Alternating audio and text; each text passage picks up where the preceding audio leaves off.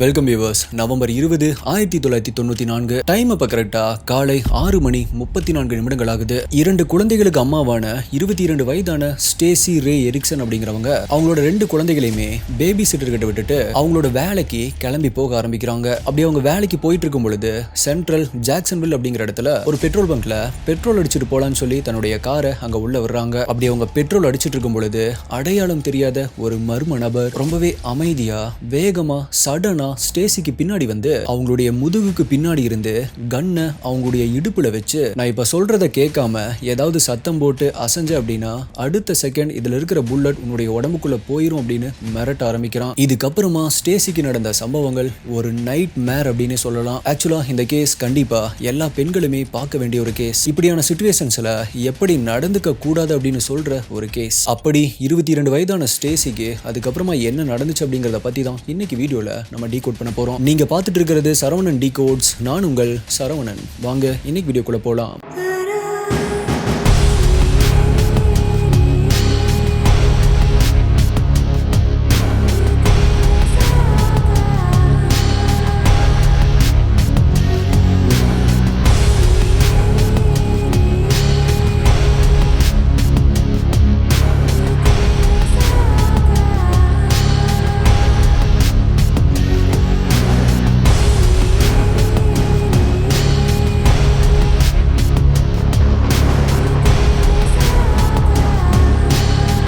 இந்த வீடியோவில் நான் சொல்கிறேன், யூடியூப்பில் காமிக்க முடியாத crime scene images, crime scene videos எல்லாமே நம்மளுடைய டெலகிராம் குரூப்பில் தான் அப்டேட் பண்ணுவேன். யூடியூப்பில் கரெக்டாக நோட்டிஃபிகேஷன் வராதவங்களுக்குமே அங்கே இன்ஸ்டண்ட்டாக அப்டேட் வந்துடும். நம்மளுடைய அஃபீஷியல் டெலகிராம் குரூப்புடைய லிங்க்கை டிஸ்கிரிப்ஷன் பின்னாடி கமெண்ட்டில் கொடுத்துருக்கேன். அதில் ஜாயின் பண்ணி செக் பண்ணி பாருங்கள்.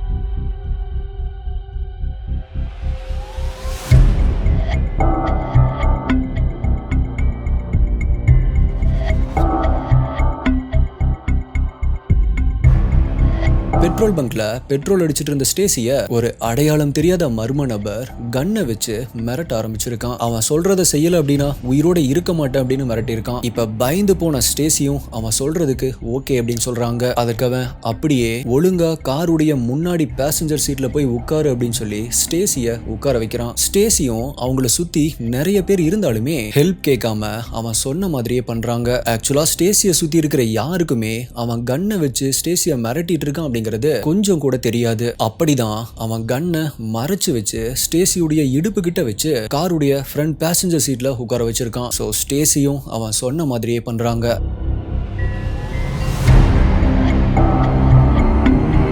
இப்ப அவன் காருடைய டிரைவர் சீட்ல உட்காந்துட்டு அந்த காரை அங்கிருந்து டிரைவ் பண்ணி எடுத்துட்டு போறான். அவனுக்கு பக்கத்துல ரைட் சைட்ல இருக்கிற பேசஞ்சர் சீட்ல தான் ஸ்டேசி ரொம்பவே பயத்தோட அடுத்தது என்ன நடக்க போகுதோ அப்படின்னு உட்கார்ந்துட்டு இருக்காங்க. இப்ப அந்த கார் ஜாக்சன்வில்ல இருக்கிற பல டிஃபரெண்டான ஏடிஎம்ஸ்க்கு போக ஆரம்பிக்குது. மொத்தமா 18 ஏடிஎம்ஸ்க்கு போன அந்த காருக்குள்ள இருந்தவன் ஸ்டேசிய காருக்குள்ள இருந்துட்டே அவங்களுடைய ஏடிஎம்ல இருந்து பணத்தை எடுக்க சொல்றான். அங்க இருக்கிற மோஸ்ட் ஆஃப் த ஏடிஎம்ஸ் நம்மளுடைய கார்ல இருந்துட்டே பணத்தை எடுக்கிற மாதிரி தான் இருக்கும். சோ இது அவனுக்கு ரொம்பவே சாதகமா போகுது. இப்போ நீங்க பார்த்துட்டு இருக்கிற இந்த இமேஜஸ் அந்த மாதிரி ஒரு ஏடிஎம் உடைய இன்டர்னல் கேமரால இருந்து எடுக்கப்பட்ட ஒரு இமேஜ் தான்.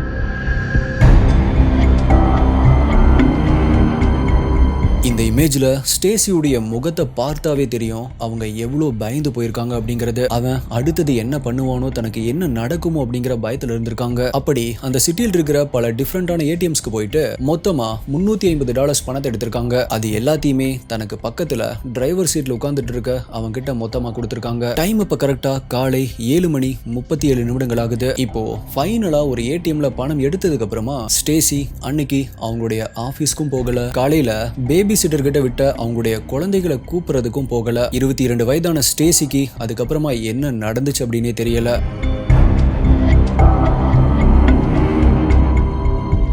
அடுத்த 2 வாரங்களுக்கு ஸ்டேசி எங்க போனாங்க, அவங்க எங்க இருக்காங்க அப்படிங்கிறது யாருக்குமே தெரியல. அவங்க சடனா இந்த உலகத்தில் இருந்தே காணாம போன மாதிரி இருந்துச்சு. ஆனா இது எல்லாமே டிசம்பர் 5ஆம் தேதி வரைக்கும் மட்டும்தான். ஏன் அப்படின்னா ஜாக்சன்வில்ல அர்கன்சால் இருக்க ஒரு ரிவர்ல 22 வயதான ஸ்டேசியுடைய இறந்த உடல் கண்டுபிடிக்கப்படுது. கழுத்து நெரிக்கப்பட்டு ரேப் பண்ணி கொலை செய்யப்பட்டிருக்காங்க. ஸ்டேசி காணாம போன கேஸை விசாரிச்சுட்டு இருந்த போலீஸ்க்கு கில்லரை கண்டுபிடிக்க ரொம்ப நாட்கள் எல்லாம் எடுக்கல. இன்னும் சொல்ல போனா ஸ்டேசியுடைய ரிமைன்ஸ் கண்டுபிடிக்கிறதுக்கு முன்னாடியே வேற சார்ஜஸ்க்காக அவன் ஆல்ரெடி போலீஸோடைய கஸ்டடியில தான் இருந்தான். அவனுடைய பெயர் மார்சல் வில்லியம்ஸ்.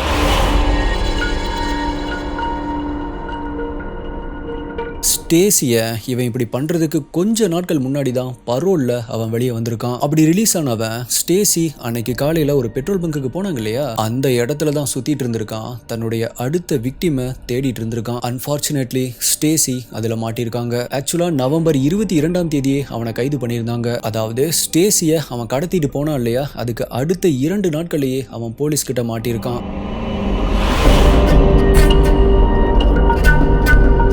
ஆனா போலீஸ்க்கு அப்ப ஸ்டேசி காணாம போனதுக்கு இவன் தான் காரணம் அப்படிங்கிறது தெரியாது. இப்போ ஸ்டேசியுடைய கேஸ்ல இவன் தான் சம்மந்தப்பட்டிருக்கான் அப்படிங்கிறது தெரிய வந்த உடனே அவன் கிட்ட விசாரிக்க ஆரம்பிக்கிறாங்க. ஆனா இவன் என்ன சொல்லியிருக்கான் அப்படின்னா, என்ன சொல்றீங்க, எஸ் நான் ஸ்டேசிய கடத்தி அவங்க கிட்ட பணம் பறிச்சது உண்மைதான், அதை நான் ஒத்துக்கிறேன். ஆனா அதுக்கப்புறமா ஸ்டேசிய நான் ஒரு இடத்துல இறக்கி விட்டுட்டேன், அவ்வளவுதான் எனக்கு தெரியும். நான் அவங்க இந்நேரம் எங்கேயாவது சந்தோஷமா இருப்பாங்க அப்படின்னு தான் நினைச்சிட்டு இருந்தேன் அப்படின்னு அவன் சொல்லியிருக்கான்.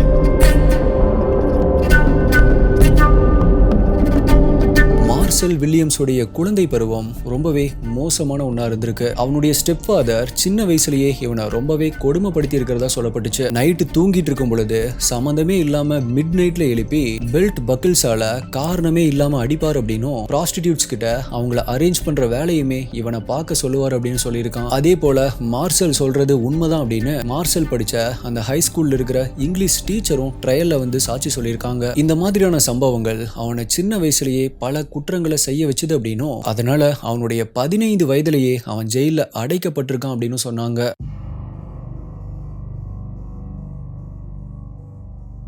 அப்படி அவன் ஜெயில போனதுக்கு அப்புறமா ஜெயில கூட அவனுடைய இன்மேட்ஸால பயங்கரமான டார்ச்சர் அவனுக்கு நடந்திருக்கு. மென்டலி பிசிக்கலி அப்படின்னு நிறைய அபியூஸ் அவனை பண்ண ஆரம்பிக்கிறாங்க. அது இன்னுமே அவனுக்கு ஒரு மிகப்பெரிய சைக்காலஜிக்கல் இஷ்யூஸை தர ஆரம்பிச்சிருக்கு. இப்போ நீங்க பார்த்துட்டு இருக்கிற இந்த ஜெயில் ரூம் தான் அவன் கடைசியா ஸ்டேசிய கொலை பண்றதுக்கு முன்னாடி இருந்த ஜெயில் ரூம். கோர்ட்ல இப்ப மார்சலுடைய சின்ன வயசுல நடந்த அந்த கொடுமைகள் எல்லாத்தையுமே கேட்ட ஜூரிக்கு அது அவரை கன்வின்ஸ் பண்ற அளவுக்கு இல்ல. அதை காரணமா வச்சு அவன் பண்ண குற்றத்தை ஜஸ்டிஃபை பண்ண முடியாது. பல ட்ரையல்ஸ்க்கு அப்புறமா பல அப்பீல்ஸ்க்கு அப்புறமா லைஃப் சென்டென்ஸ்க்காக போராடின அவனுக்கு 1997ல ஸ்டேசிய கொலை பண்ண குற்றத்திற்காக டெத் சென்டென்ஸ் வழங்கப்படுது.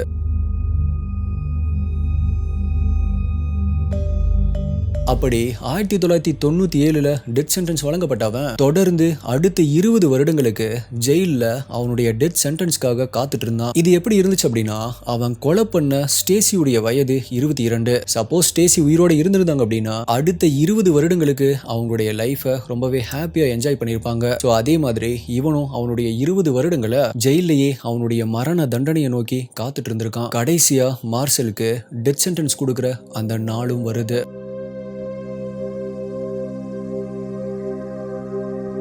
அவனுக்கு டெத் சென்டென்ஸ் கொடுக்கறதுக்கு கரெக்டா 1 மாசத்துக்கு முன்னாடி அப்ப வரைக்குமே நான் ஸ்டேசிய கொலை பண்ணல அப்படின்னு சொல்லிட்டு இருந்தவன், எஸ் நான் தான் ஸ்டேசிய கொலை பண்ணேன், நான் தான் ஃபுல் ரெஸ்பான்சிபிள் அப்படின்னு ஒத்துக்கிறான். அது மட்டும் இல்ல, நான் அப்ப அப்படி பண்ணிருக்க கூடாது அப்படின்னு இப்ப நினைச்சு வருத்தப்படுறேன் அப்படின்னு சொல்லியிருக்கான். ஆனா நான் இப்ப வருத்தப்பட்டாலுமே இப்ப என்னால ஒண்ணுமே பண்ண முடியாது, தயவு செஞ்சு என்னை மன்னிச்சிருங்க அப்படின்னு உயிர் பிச்சை கேட்க ஆரம்பிக்கிறான். கிளெமன்சிக்கு கிளைம் பண்றான். அதாவது தன்னுடைய தூக்கு தண்டனையை ரத்து பண்ணி லைஃப் சென்டென்ஸா அதை கன்வெர்ட் பண்ண கேட்கிறான். ஆனா அவனுடைய ரிக்வெஸ்ட் ரிஜெக்ட் பண்ணப்படுது.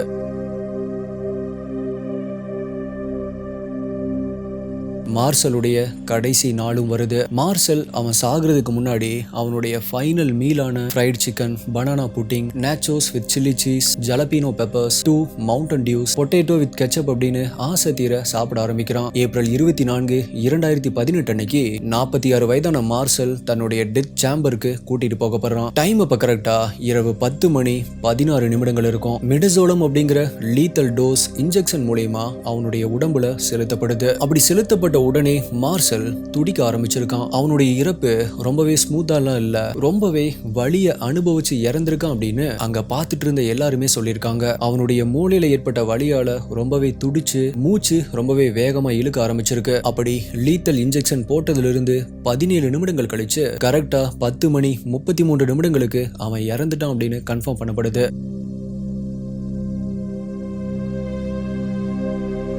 நான் எப்பவுமே நம்மளுடைய வீடியோல சொல்ற ஒரே ஒரு விஷயம் தான், never let them take you to second location. ஸ்டேசிக்கு நடந்த மாதிரியான ஒரு சூழ்நிலை எப்பவாவது உங்களுக்கு வந்துச்சு அப்படின்னா எப்பவுமே அவன் சொல்ற மாதிரி நடந்துக்காதீங்க. அதாவது பணம் கேட்டான் அப்படின்னா பணத்தெல்லாம் கொடுத்துருங்க. ஆனா அதையும் தாண்டி உங்களை அவன் வேற ஒரு இடத்துக்கு கூட்டிட்டு போகணும் அப்படின்னு நினைச்சான் அப்படின்னா அங்கேயே உங்களுடைய உயிரே போனாலும் பரவாயில்லை அப்படின்னு அவனை எதிர்த்து சண்டை போட்டு தப்பிக்க பாருங்க. அப்படி உங்களால சண்டை போட முடியல அப்படின்னா கடைசி ஆப்ஷனா கத்த ஆரம்பிச்சிருங்க. ஸோ அதனால அவன் அங்கேயே மாட்டிக்க சான்ஸ் இருக்கு. உங்களை சுத்தி நிறைய பேர் இருப்பதனால உங்களுக்கு ஹெல்ப் கிடைக்கிறதுக்கும் சான்சஸ் இருக்கு. ஆனா அவன் சொன்ன மாதிரி அவன் கூட ஏறி அவனுடைய இடத்துக்கு எங்கேயாவது போயிட்டீங்க அப்படின்னா அவனுடைய இடத்துல அவன் இன்னுமே மோர் பவர்ஃபுல்லா மாறிடுவான். அங்க உங்களுடைய சாவு இன்னுமே கொடூரமா இருக்கும். ஸோ எஸ்டி இன்வெஸ்டிகேட்டர்ஸ், நீங்க இந்த கேஸை பத்தி என்ன நினைக்கிறீங்க? உங்களுடைய கருத்துக்களை மறக்காம கீழே கமெண்ட் பண்ணுங்க. உங்களுடைய பெஸ்டான கமெண்ட் அடுத்த வீடியோல வரும். வீடியோக்கு லைக் பண்ணல அப்படின்னா லைக் பண்ணிருங்க. சப்ஸ்கிரைப் பண்ணாம பார்த்துட்டு இருக்கிறவங்க சப்ஸ்கிரைப் பண்ணிக்கோங்க. இதே மாதிரியான வேற ஒரு வீடியோல மீட் பண்றேன்.